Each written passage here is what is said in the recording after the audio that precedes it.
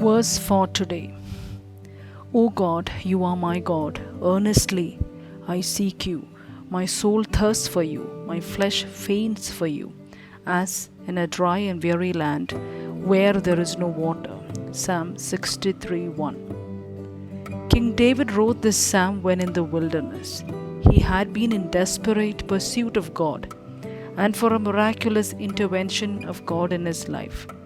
On the one hand, he was troubled by the threat of persecution from his son Absalom, who had taken up the kingship of Israel by coup. On the other, he had to mentally prepare himself to accept the defeat and failure he was subject to, that he had no alternative ahead but to flee for life. Leave apart those around who criticized him, who alleged his ill fate to be the consequence of his reckless living, the kind of abuses you and I usually find ourselves exposed to when things don't turn around as expected. A renewal in the spirit is what can make a difference when the flesh has fainted, the mind has come to a standstill, that the material world in its present condition offers no reprieve. It is God Himself who is stirring our souls to seek after Him by bringing our course of life to a standstill and making ourselves inept to handle the pressure of it all.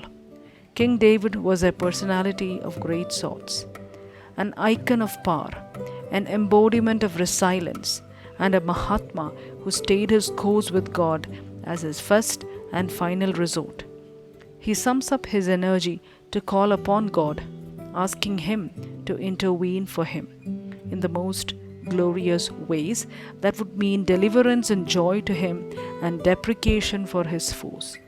David invites us to imitate his ways when weary, to rejuvenate the strength of our souls in the Lord, and to earnestly seek the Lord when everything seems discouraging. If you find yourself today in that dry and parched land, demand your sustenance from God and no one else.